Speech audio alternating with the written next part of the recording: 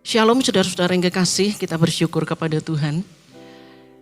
Kalau kita ada sampai hari ini dan pada saat ini kita akan bersama-sama belajar dari kebenaran firman Tuhan untuk menjadi bekal memasuki tahun 2021. Mari kita berdoa. Bapa di dalam surga, di dalam nama Tuhan Yesus, kami bersyukur Tuhan kalau kami ada sampai saat ini. Semua adalah anugerah Tuhan. Dan saat ini kami akan bersama-sama merenungkan firman-Mu sebagai bekal yang akan kami bawa sampai tahun 2021 ini kami lewati. Terima kasih Tuhan, Kau memberkati kami semua di dalam nama Tuhan Yesus. Amin.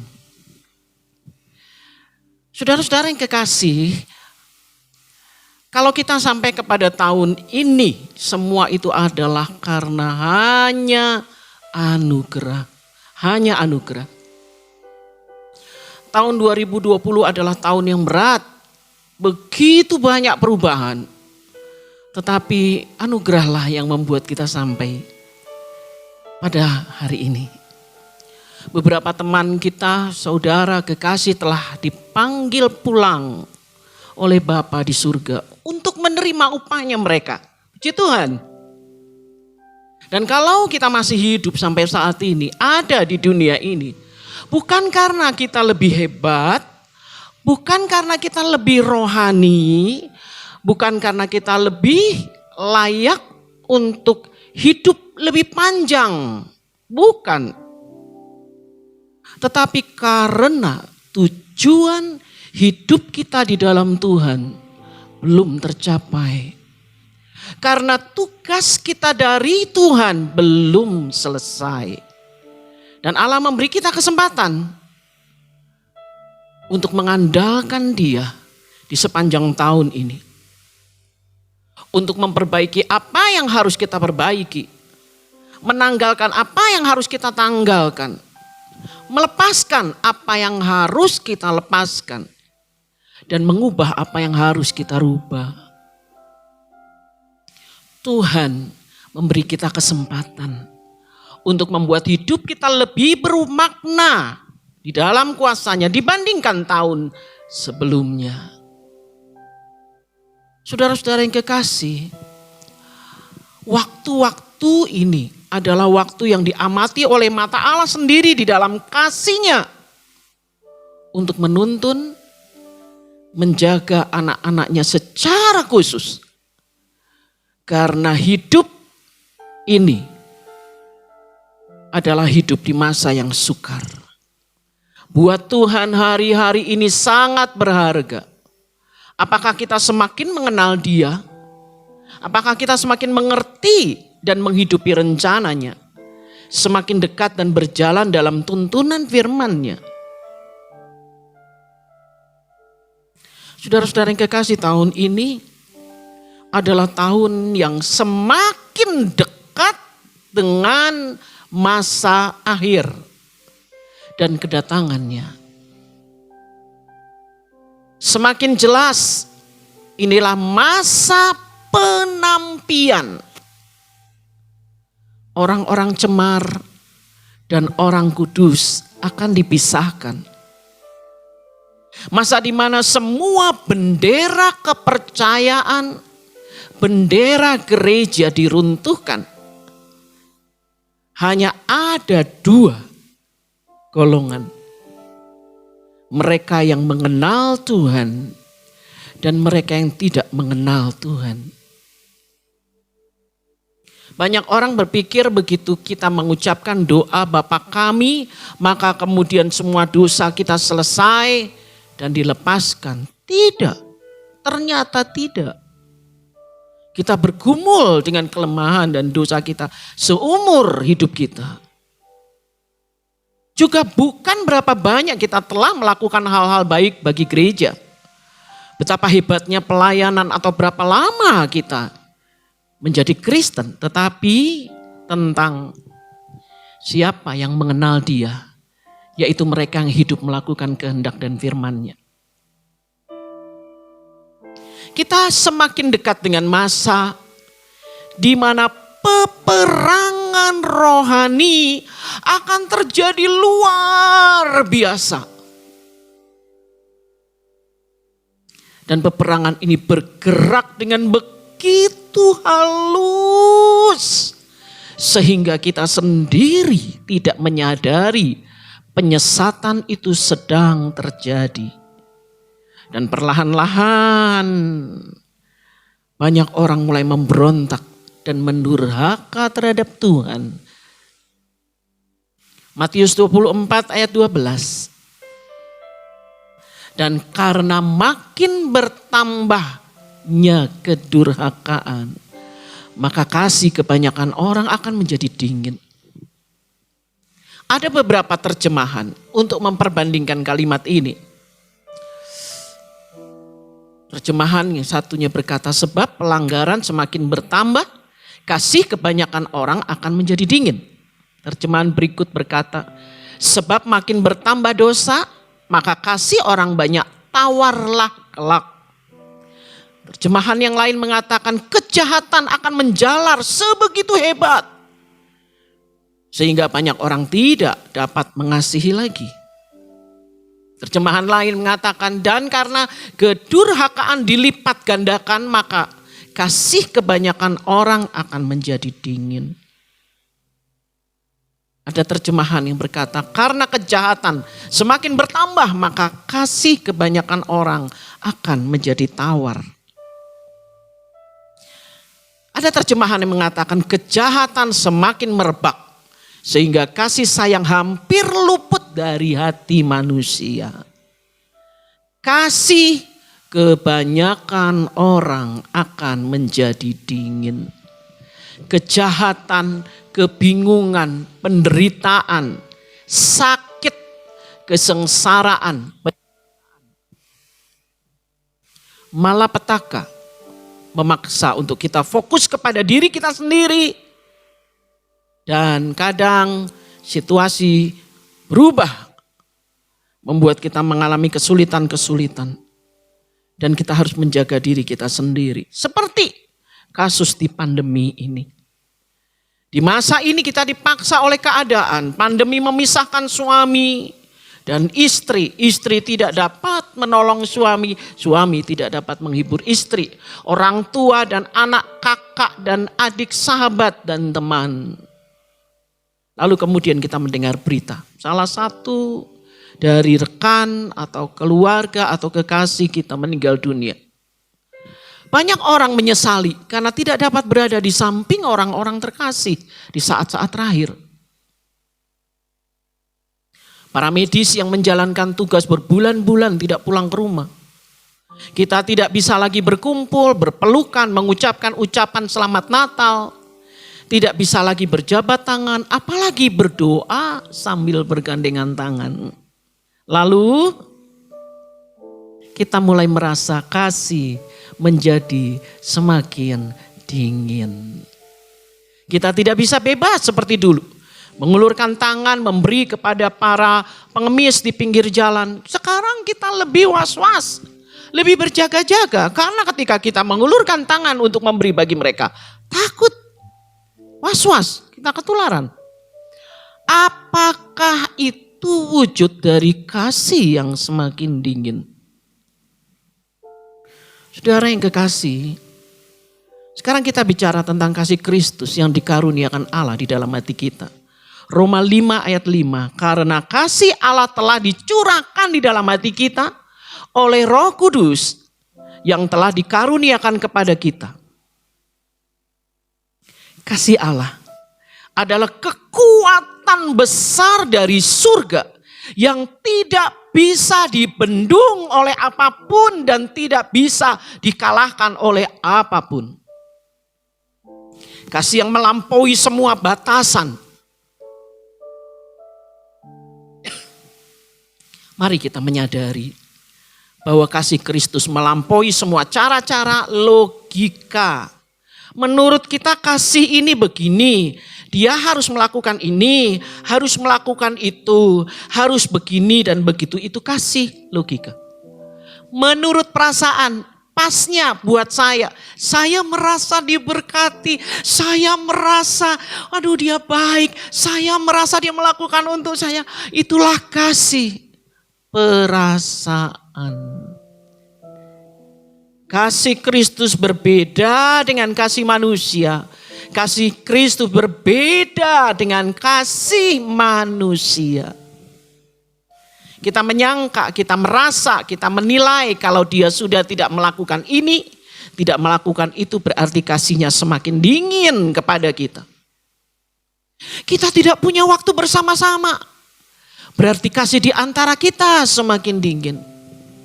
Kita tidak bisa saling mengungkapkan dengan ekspresif cara-cara kasih kita, lalu perasaan kita menjadi memudar dan menjadi dingin. Kamu sudah berubah, tidak seperti waktu-waktu yang lalu. Itu artinya kasih menjadi dingin. Itu menurut kita. Dan banyak orang menjadi frustrasi dan kesepian. Pandemi ini telah mengubah budaya kasih sayang. Yang dulu kita biasa lakukan, sekarang tidak bisa lagi. Kita mulai berpikir, merasa, menilai, si A, si B sudah tidak mengasihi saya lagi. Kita sudah tidak bisa ketemu, kita sudah tidak bisa ngobrol-ngobrol, kita tidak bisa makan bareng lagi. Mari kita melampaui semua cara kasih yang selama ini kita pahami dalam batasan logika dan perasaan. Kasih Kristus berbeda dengan kasih manusia. Kasih Kristus adalah kekuatan rohani. Kasih karunia Allah yang ditaruh di dalam hati kita, di dalam hidup kita. Dan itu melampaui semua logika, perasaan, semua keadaan. Logika berkata kalau dia musuh dan saya tidak suka dia, jangan lakukan kebaikan. Musuh adalah musuh, logika. Kepada musuh kita tidak perlu lakukan apa-apa, logika. Tetapi kepada orang baik kita harus melakukan banyak kebaikan, logika. Tetapi kasih Allah melampaui semua itu.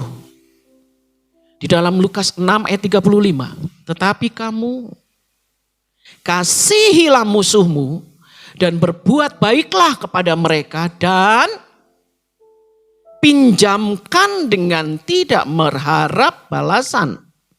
Maka upahmu akan besar dan kamu akan menjadi anak-anak Allah yang maha tinggi.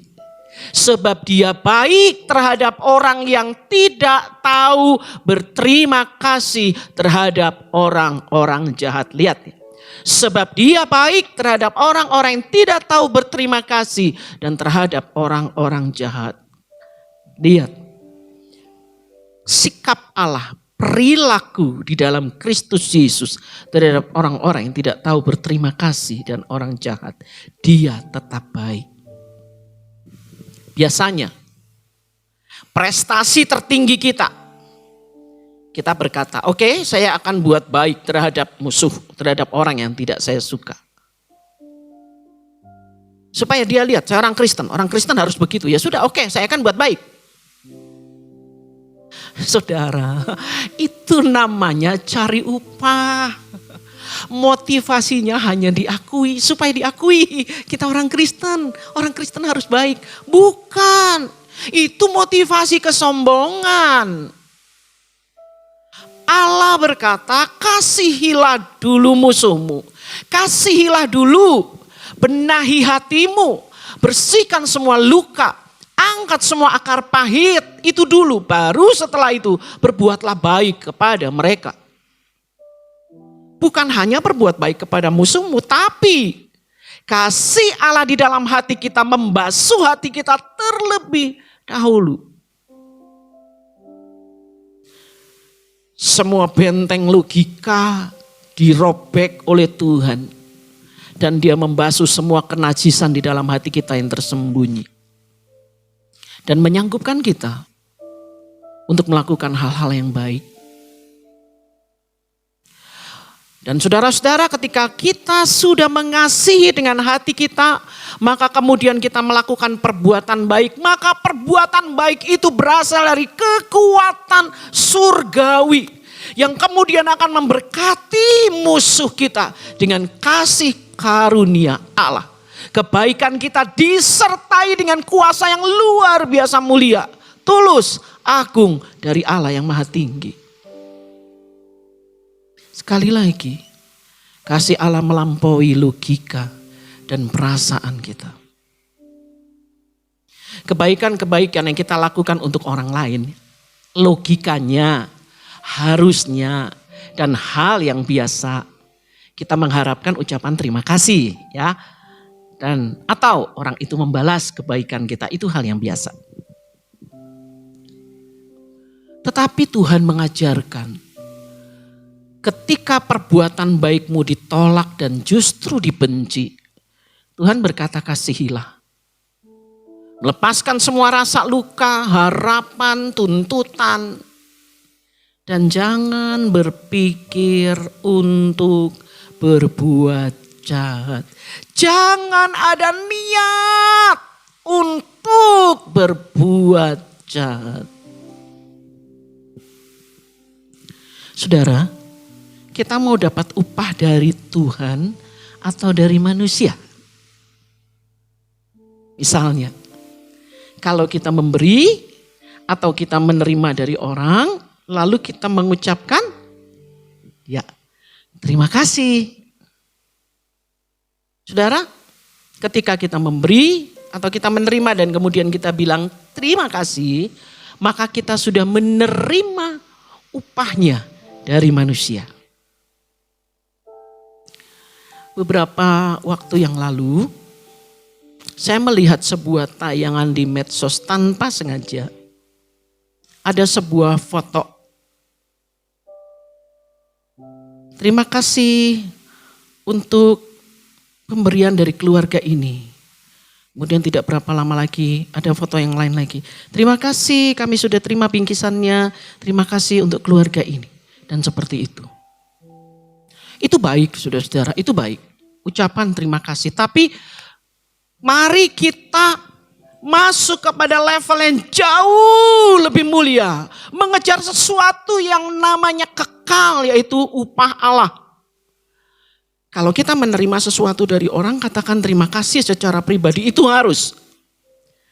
Tetapi bantulah mereka supaya mereka juga mendapat upah dari Bapa di surga. Dengan rasanya lebih baik jika kita tidak menunjukkan kepada orang lain foto tentang bingkisan ini, bingkisan itu, pemberian ini dan pemberian itu. Foto di WA, status, Facebook, di IG atau di TikTok dan lain-lainnya di medsos. Kalau kita hanya mengucapkan seperti itu, ya kita hanya memberi dia upah dari manusia. Tapi mari kita bersama-sama belajar. Membawa diri kita dan membawa orang lain untuk menerima upah dari Bapa. Matius 6 ayat 3. Tetapi jika engkau memberi sedekah, janganlah diketahui oleh tangan kirimu apa yang diperbuat tangan kananmu. Itu prinsip kerajaan Allah. Memasuki tahun 2021 ini, mari kita menjaga hati kita untuk tidak menuntut orang lain mengasihi kita.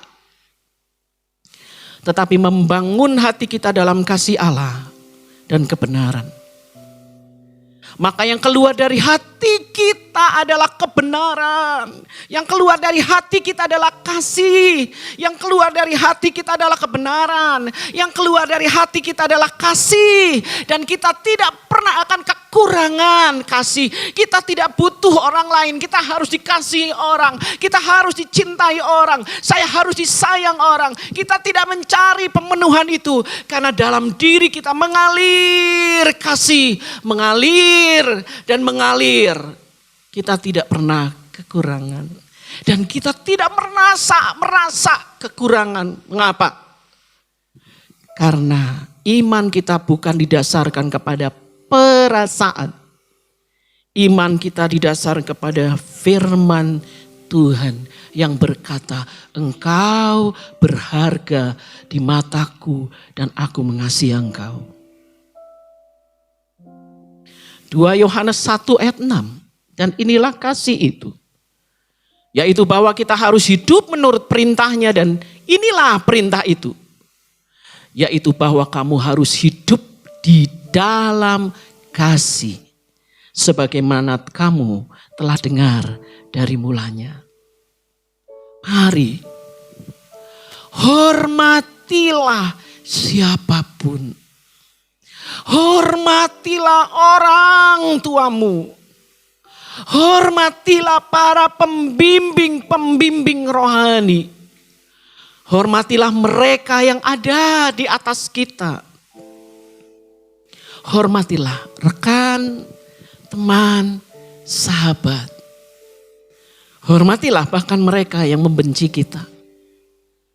Hormati orang-orang yang kita anggap kecil. Orang-orang sederhana. Hormati mereka tanpa membedakan. Karena yang menciptakan mereka adalah tangan Allah sendiri. Dan Allah menyebut dirinya sebagai Bapanya. Dan kita adalah anak-anaknya. Hati yang dipenuhi oleh kasih Allah. Itu seperti aliran yang mengalir, seperti sungai, mengalir. Dalam setiap alirannya maka setiap pohon-pohon yang di pinggir sungai akan mulai hidup, ada kehidupan. Setiap orang yang merasakan kasih Allah melalui kehidupan kita akan juga menikmati kehidupan. Orang yang bicara dengan kita akan mendapat kehidupan dan menemukan Tuhan. Orang-orang yang berdiskusi dengan kita akan menemukan kehidupan dan jalan keluar. Orang-orang yang bergaul dengan kita akan mendapatkan kehidupan. Dan cara-cara bergaul kita membawa mereka menemukan Tuhan. Kasih akan menjadi semakin dingin. Kasih kebanyakan orang. Jangan kecewa. Jangan terluka. Pandemi ini salah satu situasi. Menggenapi apa yang firman Allah katakan. Orang yang tinggal di dalam kasih Allah mungkin tidak nampak melakukan apa-apa. Mungkin dipaksa tidak bisa melakukan apa-apa. Tapi dalam diam. Di kamarnya. Dia mendoakan A. Menyebut nama B.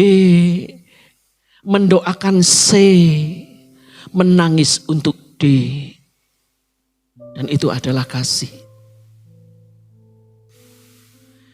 Dan kasih itu bergerak tanpa terlihat. Menghubungkan kita dengan A, menghubungkan kita dengan B, menghubungkan kita dengan C, menghubungkan kita dengan D. Karena kasih itu berasal dari surgawi. Kita tahu artinya tentang ikatan batin. Demikian juga di dalam Tuhan kita terikat secara rohani. Kasih Kristus tidak perlu membuktikan diri. Karena kasih Kristus bukan harus dibuktikan, harus dibuktikan. Itu adalah kekuatan surgawi dari Tuhan. Kasih manusia akan semakin dingin. Tapi kasih Kristus dalam kita semakin kuat. Kalau Roh Kudus menyuruh kita melakukan A dan B. Untuk kita melakukan sesuatu buat orang lain. Itu adalah ketaatan kita kepada pekerjaan Roh Kudus. Lakukanlah. Tetapi kita tidak perlu menilai. Dia mengasihi saya.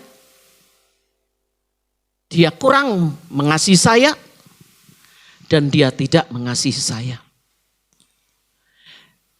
Kita selalu melihat apa yang orang lakukan. Dia melakukan ini berarti saya harus begini. Dia tidak melakukan begitu berarti saya juga harus sama dengan apa yang dia lakukan. lupa bahwa yang harus kita lihat bukan perbuatan orang lain, tetapi hati kita sendiri di hadapan Tuhan. Ada cermin besar di hadapan hati kita, yaitu firman Allah. Jelas. Kekudusannya terpancar dari firman. Kita tahu kok ketika kita ada yang salah. Kita tahu ketika pikiran kita jahat. Kita merasa ketika ada niat-niat yang salah. Kita tahu. Pertimbangan-pertimbangan dari hati nurani kita tahu.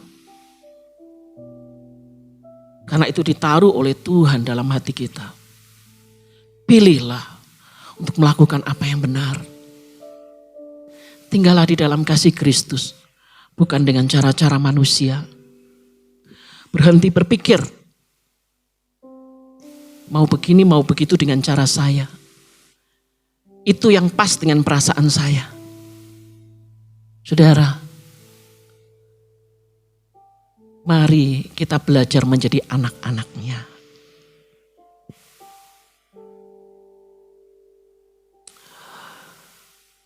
Berhenti dari semua cara yang salah dan lakukanlah yang benar. Firman Allah tidak pernah gagal.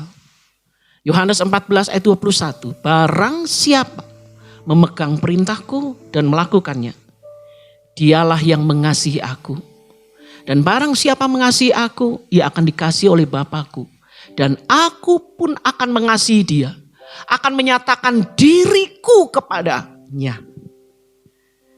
Kepada orang yang mengasihi Tuhan, Tuhan akan menyatakan dirinya. Orang bisa lihat perbedaannya. Orang bisa lihat perbedaannya dengan orang Kristen yang lain.